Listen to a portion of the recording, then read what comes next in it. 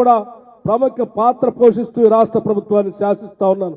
నేను ఎవరికో తల వంచేవాడిని కాదు, ఎవరో పక్కన కూర్చోబెట్టేవాడిని అంతకంటే కాదు, ఆత్మగౌరవం చంపుకునేవాడిని కాదు, ఎవరికి కూడా ఆత్మగౌరవం కిందికి తీసుకొచ్చే కార్యక్రమం కూడా చేసేవాడిని కాదు.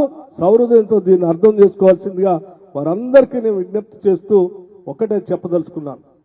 ఈరోజు మనం ఏ పేదవాళ్ళ కోసమైతే, ఏ నిరుద్యోగ యువకుల కోసమైతే, ఏ ఇళ్లు లేనటువంటి వాళ్ళ కోసమైతే, ఏ పేదవాళ్ళు 200 యూనిట్ల వరకు కరెంటు బిల్లులు కావాలని కోరుకున్నారో అటువంటి వారి కోసం ఈరోజు కంకణబద్దులై పనిచేస్తున్నాం. చిత్తశుద్ధితో ఈ సంకల్పాన్ని అర్థం చేసుకోవాల్సిందిగా ప్రజలందరికీ కూడా నేను విజ్ఞప్తి చేస్తా ఉన్నాను.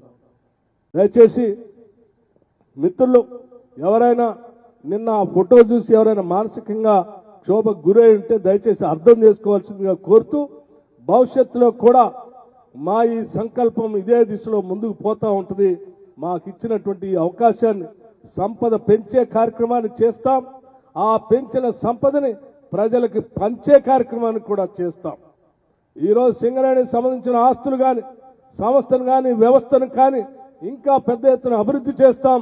ఇది రాష్ట్ర ప్రజలకే ఉండేటట్టుగా దీని సంస్థ సంబంధించిన లాభాలు కానీ, ఈ సంస్థ ద్వారా వచ్చేటువంటి ఆదాయం కానీ ఆ సింగరేణి కార్మికులతో పాటు తెలంగాణ ప్రజలకే ఉండేటట్టుగా, చెందేటట్టుగా కూడా చేస్తామని కూడా ఈ సందర్భంగా ఈ గని కార్మిక లోకానికి, ఆ పరిసర ప్రాంతాల్లో ఉన్నటువంటి ప్రజలందరికీ కూడా నేను విజ్ఞప్తి చేస్తా ఉన్నాను. దయచేసి రాష్ట్రంలో ఉన్నటువంటి సింగరేణికి సంబంధించినటువంటి అంశాలే కాకుండా మరొక అంశాన్ని కూడా మేము చాలా స్పష్టంగా ఈరోజు చెప్పదలుచుకున్నాం. ఈరోజు రాష్ట్ర ప్రభుత్వం నుంచి మేము నోటిఫికేషన్స్ ద్వారా మేము మాట ఇచ్చాము. ఆ రోజు పబ్లిక్ సర్వీస్ కమిషన్ ని ప్రక్షాళన చేస్తామని. ఈరోజు ప్రక్షాళన చేయటమే కాదు, అక్కడ నియామకాలు చేయటంతో పాటు నోటిఫికేషన్స్ కూడా ఇస్తా ఉన్నాం. ఇచ్చినటువంటి నోటిఫికేషన్ సంబంధించి నేను మరొకసారి చెప్తా ఉన్నాను. అనేక గ్రామాల్లో ఉన్నటువంటి పేదవాళ్ళు, మరీ అడవిలో ఉన్నటువంటి అడవి బిడ్డలకు సంబంధించిన తల్లిదండ్రులు, అయ్యా మా బిడ్డలను హైదరాబాద్ దాకా మేము పంపించి కోచింగ్ ఇప్పించలేము, ఒక్కసారి ప్రయత్నం చేసి మా దగ్గర ఉన్నంత డబ్బంతా పొడుగేసి కోచింగ్ ఇప్పిస్తే ఆ గ్రూప్ 1కి పేపర్ లీక్ అయి వాళ్ళు ప్రశ్నలు రాయలేక ఆ ప్రభుత్వం చేసినటువంటి తప్పిదాని వల్ల తిరిగి వెనక్కి ఊరికి తిరిగి వచ్చారు. మళ్ళీ తిరిగి వాళ్ళ కోచింగ్ పంపించాలంటే మా దగ్గర అంత శక్తి లేదని చెప్పిన అనేక మంది తల్లుల మాటలను మనసులో పెట్టుకొని ఈ రాష్ట్ర ప్రభుత్వం మరొక నిర్ణయం కూడా తీసుకుంది.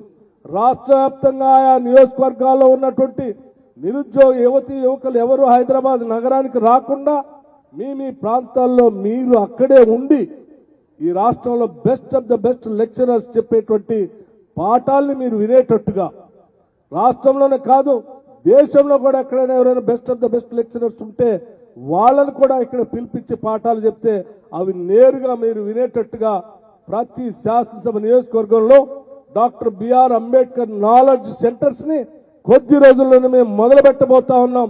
ప్రతి శాసనసభ నియోజకవర్గంలో దీన్ని మొదలు పెడతాం. ఆన్లైన్లో పాఠాలు చెప్పిస్తాం. ప్రతి విద్యార్థి అందులో కూర్చొని నేరుగా పాఠం ఉన్నట్టుగా ఉండేటట్టుగా టెక్నాలజీని ఉపయోగించి పేదలు ఎవరికి రూపాయి ఖర్చు లేకుండా అందుబాటులోకి తీసుకొచ్చే కార్యక్రమాన్ని కూడా చేస్తా ఉన్నాం. దాంతోపాటు ఈరోజు జనాభాలో సగభాగం ఉన్నటువంటి మహిళలందరికీ కూడా వడ్డీ లేని రుణాలను ఈరోజు పెద్ద ఎత్తున భారీ బహిరంగ సభ హైదరాబాద్ నగరంలో పెట్టి మేము అధికారంలోకి వచ్చిన డిసెంబర్ 7 నుంచి ఈనాటి వరకు తీసుకున్నటువంటి రుణాలన్నిటికి కూడా వడ్డీ మొత్తాన్ని రాష్ట్ర ప్రభుత్వం చెల్లించేటట్టుగా చెక్కును కూడా ఈరోజు హైదరాబాద్ నగరంలో లక్షలాది మంది మహిళల మధ్యలో చెక్కును అందించబోతున్నామని చెప్పి మీ అందరికీ మీడియా ద్వారా రాష్ట్ర ప్రజలందరికీ కూడా విజ్ఞప్తి చేస్తూ, మేము చేసే ఈ ప్రతి కార్యక్రమం ప్రజలకే, ఏడు ఉన్నటువంటి ప్రతి పైసా ప్రజలకే అంకితం చేస్తున్నాం. గతంలో పాలకులు చేసినట్టుగా దోబరా ఖర్చు చేయం, ఈ రాష్ట్రాన్ని ఇబ్బంది పెట్టం, ఆదాయం రాకుండా చేసేటువంటి కార్యక్రమం కూడా చేయమని చెప్పి సింగరేణి లోకల్ స్థానికత సంబంధించి మిత్రులు అడుగుతా ఉన్నారు. గతంలో ఉన్నటువంటి ఉమ్మడి జిల్లాలకు సంబంధించినటువంటి వాటన్నిటి కూడా సింగరేణికి సంబంధించిన స్థానికతలాగానే చూడమని చెప్తా ఉన్నారు. తప్పనిసరిగా పరిశీలన చేస్తామని చెప్పి మిత్రులందరికీ సవినయంగానే మనవి చేస్తూ, ప్రతి సింగరేణి కార్మికుడు, నాయకుడు, లేకపోతే ఉద్యోగస్తుడు ఇది మన సొంత సంస్థగా భావించి దీన్ని ముందుకు తీసుకొని పోవటం కోసం ప్రయత్నం చేయవలసిందిగా, దానికోసం ఈ ప్రభుత్వం ఎప్పుడూ మీకు అండగా ఉంటుందని మాటిస్తూ, మీకున్నటువంటి ప్రతి సమస్యని మానవతా దృక్పథంతో పరిష్కరించడానికి ప్రభుత్వం సిద్ధంగా ఉందని కూడా మీ అందరికీ తెలియజేస్తూ సెలవు తీసుకున్నాను. జై హింద్.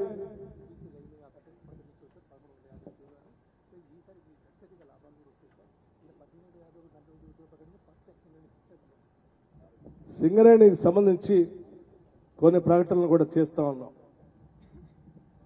బీసీ లైజనింగ్ ఆఫీసర్ని నియామకాన్ని ప్రకటిస్తా ఉన్నాం. అట్లాగే 1352 ఉద్యోగాల నియామకాన్ని కూడా ఖాళీలు ఉన్నటువంటి కూడా ప్రకటిస్తున్నాం.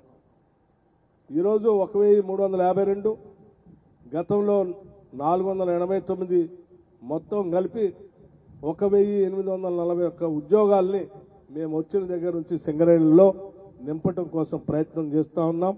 గత ప్రభుత్వాలు ఉన్న ఉద్యోగాల్ని ఖాళీ చేస్తే మేము ప్రతి నెల ప్రతిరోజు కూడా ఏ రకంగా ఒక నిరుద్యోగ యువకుకి ఉద్యోగం ఎట్లా ఇవ్వాలని ఆలోచన చేస్తున్నామని చెప్పడానికి ఇది ఒక స్పష్టమైన ఉదాహరణ.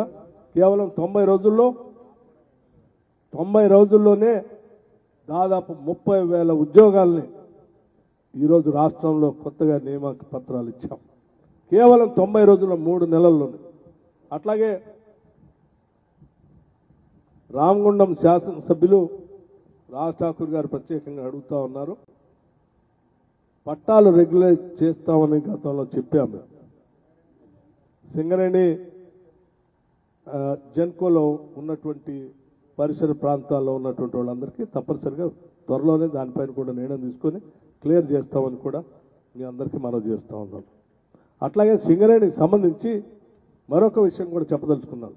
జైపూర్లో ఉన్నటువంటి పవర్ ప్రాజెక్టుతో పాటు అదనంగా ఇంకొక 800 మెగావాట్లు సంబంధించినటువంటి పవర్ ప్రాజెక్టు కూడా సింగరేణి ద్వారా కొద్ది రోజుల్లోనే చేయబోతా ఉన్నాం. అట్లాగే చెన్నూరు కాన్స్టిట్యూన్సీ చెప్పాను.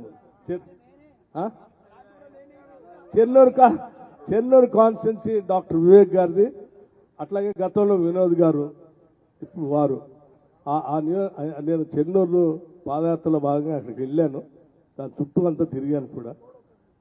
అట్లాగే ఇంకొకటి కూడా రామగుండంలో కూడా ఎప్పుడో పాత రోజుల్లో మనం మొదలుపెట్టినటువంటి జెన్కో సంబంధించినటువంటి power project, thermal power project, oldest power project. అది ఈరోజు దాని ప్లేస్లో అదనంగా ఇంకొక 800 మెగావాట్లతో అక్కడ ఒక ప్రాజెక్టును కూడా చేపట్టాలనేటువంటి ఆలోచన చేస్తూ ఉన్నాం. పూర్తి ప్రక్రియ పూర్తయిన తర్వాత దాన్ని అధికారికంగా ప్రకటిస్తాం. ఇది ప్రాసెస్లో ఉంది.